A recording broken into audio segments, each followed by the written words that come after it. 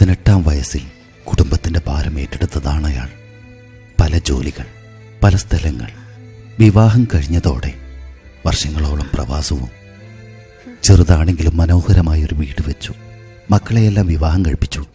എന്നിട്ടും അയാൾ പ്രവാസത്തിലേക്ക് വഴുതിപ്പോയി. ആരോഗ്യം നഷ്ടപ്പെട്ടപ്പോൾ അയാൾ വീടിനുള്ളിൽ തനിച്ചായി. മക്കളുടെ മുന്നിൽ ഒരധികപ്പറ്റാണെന്ന് അയാൾക്ക് തോന്നിത്തുടങ്ങി. കാരണം മക്കളെല്ലാം പങ്കുവെക്കുന്നത് അവരുടെ ഉമ്മയോടാണ്. അയാൾക്കുള്ളിലെ പിതാവ് ഒരു തോൽവിയായി മാറി. സ്വന്തം ഇഷ്ടങ്ങളും ആഗ്രഹങ്ങളും സ്വപ്നങ്ങളും ഉപേക്ഷിച്ച് കുടുംബത്തിന് വേണ്ടി ജീവിച്ച ആ മനുഷ്യന് തന്നെ ആരും മനസ്സിലാക്കുന്നില്ലല്ലോ എന്നായിരുന്നു യഥാർത്ഥ പ്രശ്നം. ഇതൊരാളുടെ മാത്രം പ്രശ്നമല്ല. നമ്മുടെ ചുറ്റും കാണാം ലക്ഷക്കണക്കിന് പേർ ഇങ്ങനെ. മാതാവിൻ്റെ മഹത്വത്തെക്കുറിച്ച് എല്ലാവരും വാഴ്ത്തിപ്പാടും. ഇതിനിടയ്ക്ക് പിതാവിനെ മറക്കും.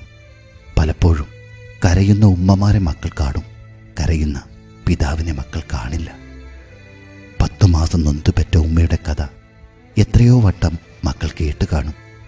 രാത്രിയെ പകലാക്കി മാറ്റി പണിയെടുത്ത കഥ ഒരിക്കൽ പോലും പറയാത്ത, അറിയിക്കാത്ത ഉപ്പമാർ ഇതിഹാസം തന്നെയല്ലേ. ഉമ്മയെന്ന പുഴയെ ധ്യാനിക്കുമ്പോൾ ഉപ്പയെന്ന കടലിനെ മറക്കുന്നു പലപ്പോഴും. ഉപ്പമാർക്ക് സ്നേഹം പ്രകടിപ്പിക്കാൻ അറിയില്ല, പ്രകടിപ്പിക്കുന്നത് ശരിയല്ല എന്നൊക്കെയാണ് പൊതുവെ വിചാരങ്ങൾ.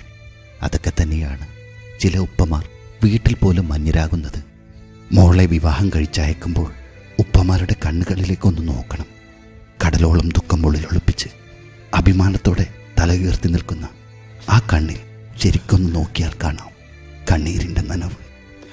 ഉപ്പമാരുടെ സ്നേഹമുള്ള മക്കളാണെങ്കിൽ ഷെയർ ചെയ്യുക. ലോകം അറിയട്ടെ ഉപ്പമാരുടെ മഹത്വം. സ്നേഹത്തോടെ നിങ്ങളുടെ സ്വന്തം അസ്ലം ചടഞ്ച.